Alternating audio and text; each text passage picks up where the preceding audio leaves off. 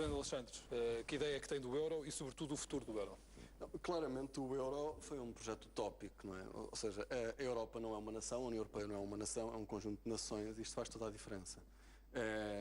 Aquilo que o professor João Confraria disse é totalmente verdade, ou seja, não é possível ter uma união económica e monetária estável sem ter uma das condições básicas que é ter um governo da Europa, ou no fundo... Eu não disse isso. Mas isso nenhum dos países quer ter. Não disse, mas é equivalente, porque é no fundo nós termos ou aceitarmos que há transferências.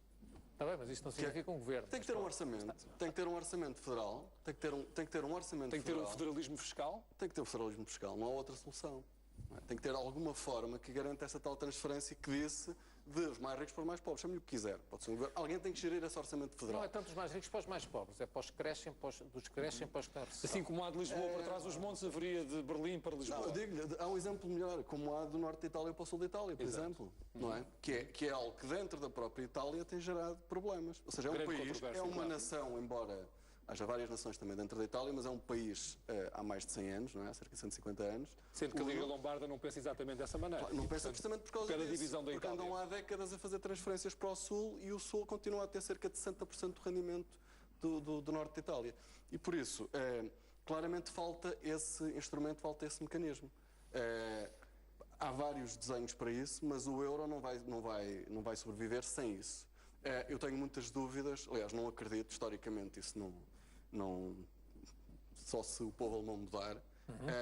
Evidentemente isso não vai acontecer, essas transferências essas tais transferências que são necessárias. Mesmo sabendo a Alemanha que tem ganho e muito com a União Europeia e que precisa desesperadamente também vender os seus produtos dentro da União Europeia. Um dos riscos que eu acho que esta situação tem é que eu não sei se a Alemanha tem essa a noção de facto dos danos que isto pode causar. O que eu queria dizer de início é que de facto eu acho que houve alguma... Foi um movimento utópico. E é interessante porque nós dizemos que hoje em dia não há líderes, que os grandes líderes foram o Helmut Kohl e o François Mitterrand, e o Helmut Schmidt e o Valéry Giscard d'Estaing, e no fundo foram esses grandes líderes que meteram a Europa nesta situação. Fizeram esta arquitetura. Exato. E esta arquitetura é muito complicada por mim por isto, é que sem euro a União Europeia acaba. Porque com o Tratado de Maastricht deu-se um passo muito grande e não é possível dizer, não, agora vamos recuar um bocadinho outra vez onde estávamos. Nós não vamos para 92. Vamos para muito antes de 92, como é evidente. E por isso, o euro, se acabar, não é só, ok, vamos a 92, não há União Económica e Monetária. Não é assim que a história funciona. Ou seja, o que nós vamos ter é uma desorganização total na Europa, é o caos. A União Europeia vai recuar décadas.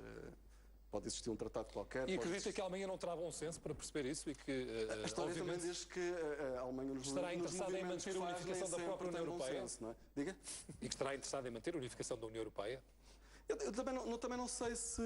Há uma coisa muito importante que aconteceu aqui, que aconteceu na Europa nas últimas 2 décadas, que foi o espaço geográfico, que é o espaço de influência da Alemanha, mudou radicalmente. Ou seja, a Alemanha, com o fim da ex-União Soviética... Virou-se para o leste, claramente. Basicamente voltou a atuar no seu espaço de influência histórico. Claro. E por isso, basicamente, a Península Ibérica, e sobretudo Portugal, tornou-se muito mais periférico do que era há 10 anos. Apesar de... Isto é um aspecto interessante, que é, apesar de nós estarmos no euro, de estarmos na União Económica e Monetária, nós tornamos-nos mais periféricos nos últimos anos.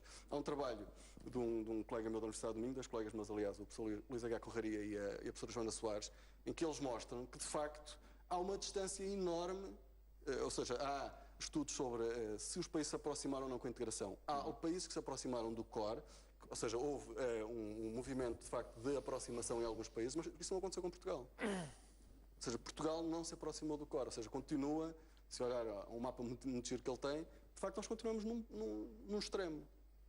E isso passa, de facto, pela Alemanha e passa pelo centro e leste da Europa. Otávio Teixeira, ainda relativamente